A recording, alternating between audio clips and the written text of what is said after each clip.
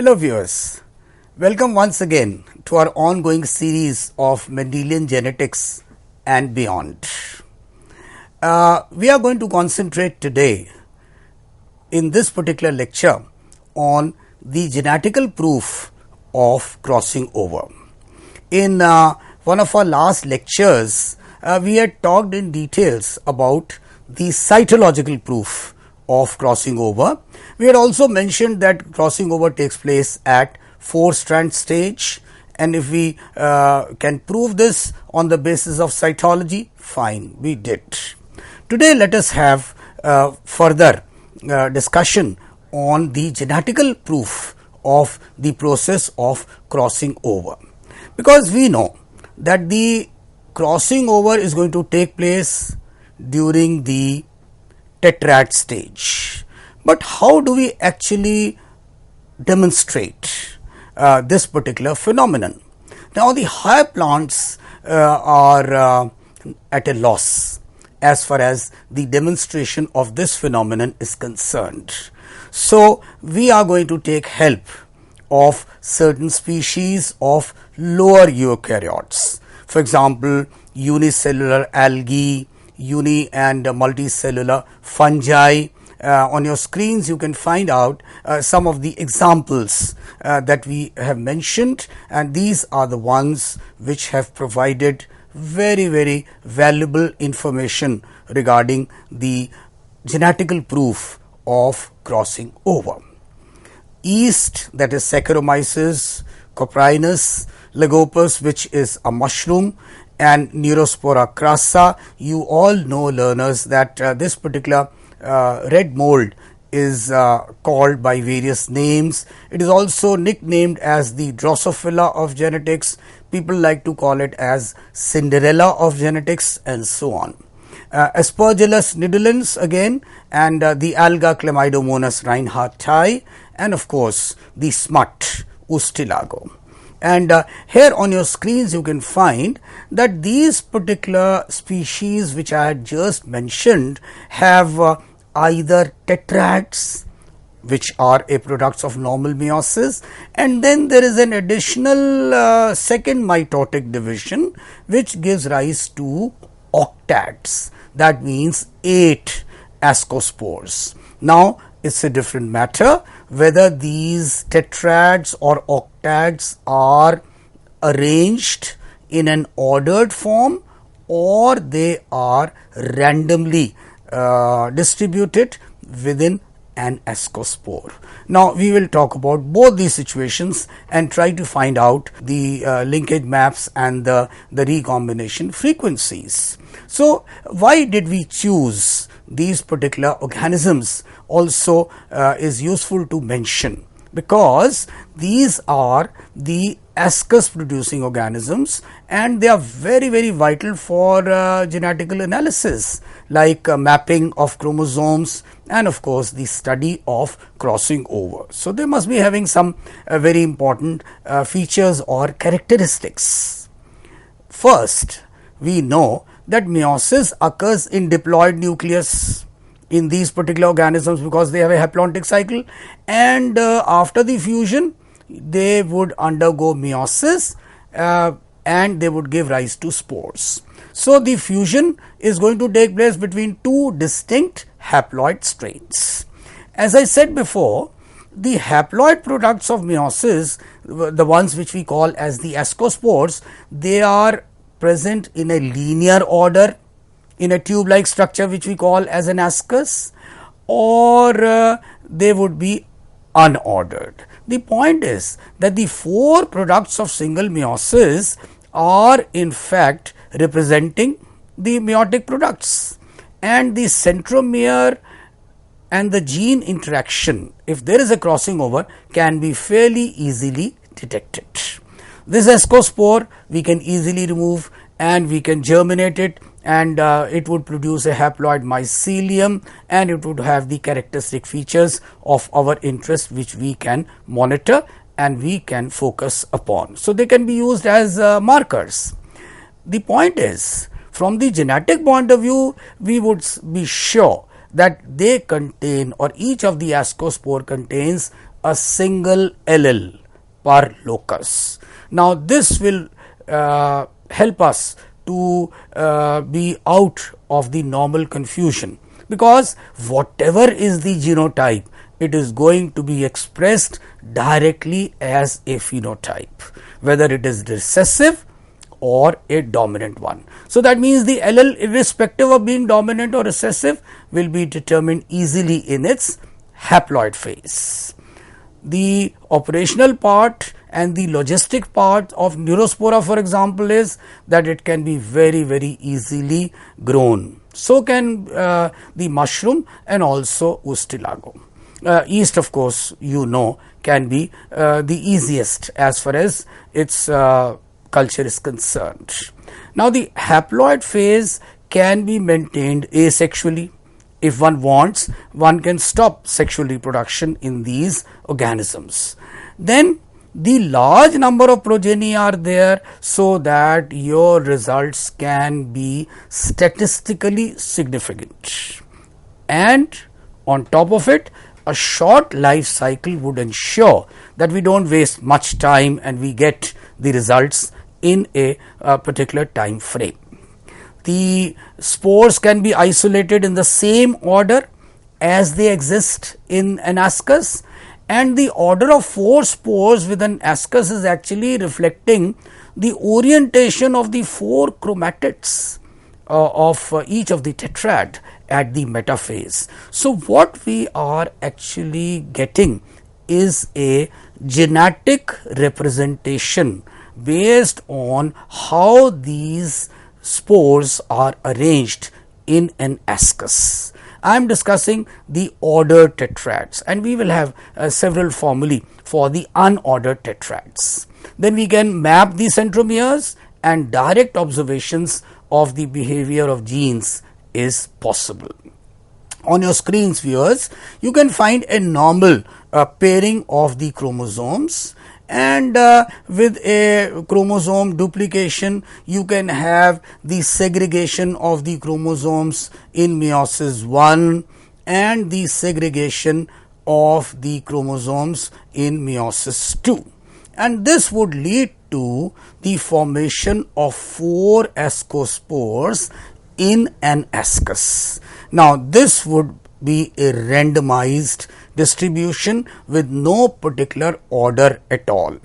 So we first find out ways for determining the gene frequency and map distance in case of unordered tetrads. And here we are going to take example of Saccharomyces, that is yeast. Now there is enough space in the ascus where these tetrads are going to randomly mix together, and they have no relation with the geometry of meiosis because they are unordered. So they can be in any particular order. Let us see on your screens what can be the possible segregation patterns of, for example, if we were to take a cross between capital A, capital B and small a, small b.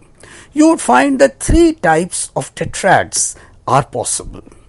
Learners, you have to be very careful about the abbreviations that we are using in this particular reference, because it is a story of these abbreviations only which is going to lead to a particular type of a conclusion. Either we have a parent dye type. Parental dye type is abbreviated as PD. It would mean that we have capital A, capital B, capital B. That means they are just like the parents, and only 2 genotypes are represented because they are the same combinations which are present. And you can see on your screens that this is going to come when there is no crossing over and we have the same parental dye type. That means only 2 types which are present in a tetrad. We remember that it is called as PD. The second possibility is that we have non-parental combinations, but then only 2 types of combinations. So we would like to call them as non-parental dye types, or abbreviate them as NPD. So that means only 2 genotypes, but their alleles have non-parental combinations, as you can see on your screens. And the third would be that we have a tetratype. A tetratype would mean that all possible four genotypes are present as a result of crossing over, and they would be abbreviated as capital T, capital T. So, we have parental ditypes, non-parental ditypes and the tetratypes. Now, how to determine whether the genes that we are studying are linked or not? Learners, you must remember, anything which is linked is going to resist recombination. That is the logic we have at the back of our minds. So, that means when genes are unlinked, then the parental ditype tetrads and the non-parental ditype tetrads are expected to be in equal frequencies, because we said that 50% was the maximum. So, in this case, in case of unlinked genes, PD is equal to NPD. Now, in the absence of crossing over, we would find that if there is the configuration of the chromosomes, again at metaphase 1 would be in such a way that the parental ditypes will be equal to the non-parental ditypes. So far so good, as you can see in the diagram, that this is how the equivalence is met. But then when there is crossing over between either gene and the centromere, then you have the origin of a tetratype. If there is the origin of a tetratype, the PD still remains equal to NPD. That means the parent ditypes are still equal to the number of non-parental ditypes. So, in other words, the dictum would be that when genes are linked, the parental ditypes are far more frequent than non-parental ditypes, because they simply don't want to separate. So, PD would be greater than NPD. And the different types of the tetrads are formed. I would just repeat, if there is no crossing over, then you have parental tetrad, that is the PD. If there is a single crossing over between the genes resulting in a tetratype tetrad, then you have a single crossing over. If you have two strands, double strand crossing over, you still have parental ditype. 3-strand double crossing over would also result in same a tetratype, and 3-strand double crossing over would also give us a tetratype. Then what will give us a non-parental ditype? A non-parental ditype would be obtained when there is a 4-strand double crossover, as you can find in the figure F, and this would yield a non-parental ditype tetrad. So, in other words, the linked genes with no crossovers would always find that you have an indication in terms of non-parental ditype tetrads. Of course, they will have a much lower frequency than the parental ditype tetrads. Now, how do we determine the map distance between the two linked genes on the basis of this estimate that we have just arrived at? First thing is, to determine the map distance, the number of non-parental ditypes is first used, and this is a very important estimate of the frequency of double crossovers. As you can see on your screens, the number of tetrads which are arising out of the 4 types of double crossovers, and that would be expected in equal frequency.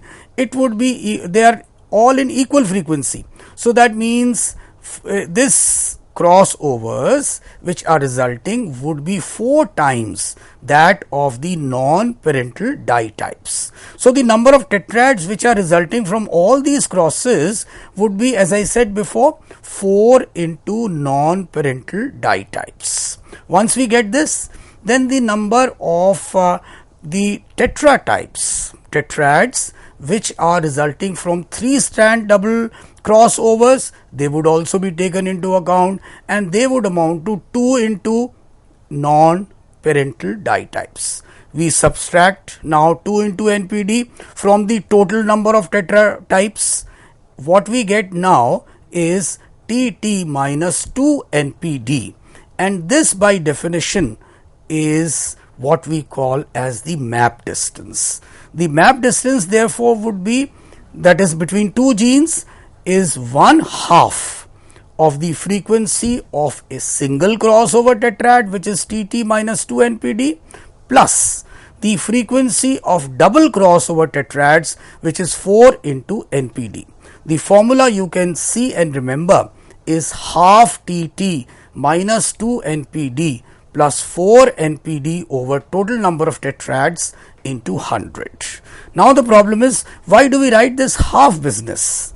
Half in this equation indicates then only half of the meiotic products in a TT tetrad are produced by a single crossover and they are recombinant. That is the logic. Suppose we have a situation as a very special case where the linked genes are so close that we do not get a single, even a single non-parental dye type. So it is 0. In other words, there is no double crossover.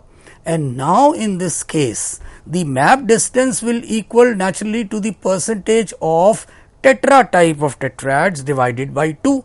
Why do we say that? Because only half of the ascospores in a tetra type of tetrads are recombinant for the alleles. So in other words, we take a basic formula, as you can see on your screens, which we can compute as far as finding out the distance between the two genes is half of T plus NPD over total number of tetrads into 100. Now this is a case for not ordered tetrads.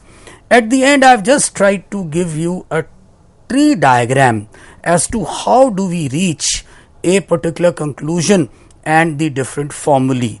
If we are talking about a situation where the parental dye types are equal to the non-parental dye types, then finally we arrive at a situation where we can have half of the tetra types by total and we multiply it by 100 centimorgans, then we analyze a situation.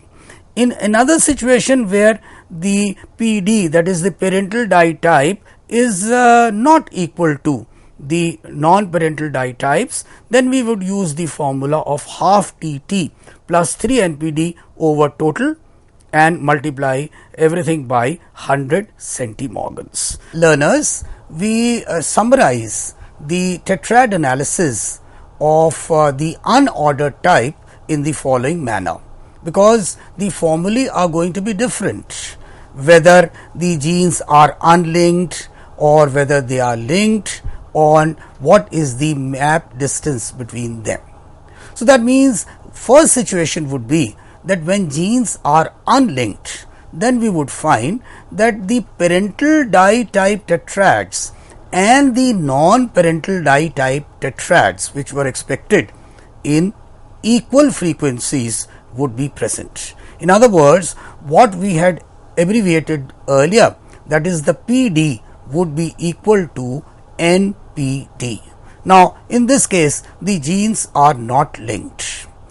If there is linkage, then naturally you would find that the non-parental dye type tetrads, they will be appearing in a much lower frequency than the parental dye type tetrads.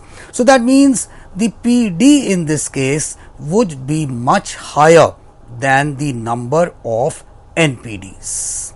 How would we then calculate on the basis of these two parameters the map distance between two genes? Mind you, learners, these two genes must be sufficiently close so that a double and a higher level of crossing over can be neglected.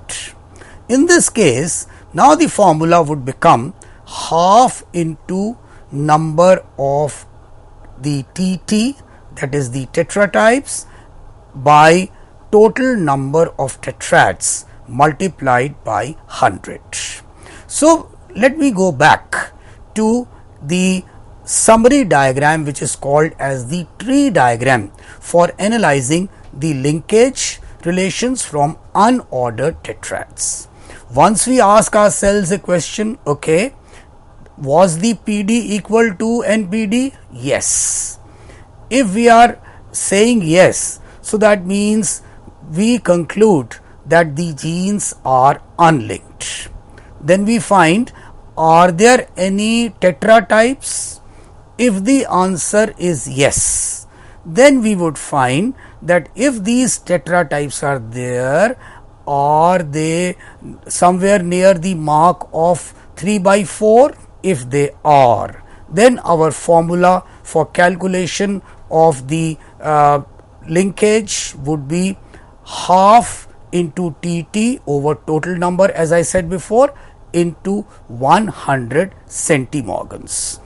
If our answer was no, that means if the PD was not equal to the NPD, then we ask ourselves another question, and that is, do we get any NPD? The answer is yes. If we are getting any NPD, then our formula shows on the basis of double crossovers occurrence, that is half by TT plus 3 NPD over the total number into 100 centimorgans. This would give us a complete linkage map. Or if a case comes where there is no NPD, so we conclude that there is no double crossover, so a simple equation would be adequate. In this case, as I had mentioned earlier, the map distance would now be calculated on the basis of the formula half capital T by total number of the myocytes into, that is the spores, into 100 centimorgans. So these are the basic quantitative relationships which are available to us to calculate the recombination frequency, and based on that calculate the map distances between the genes. Thank you.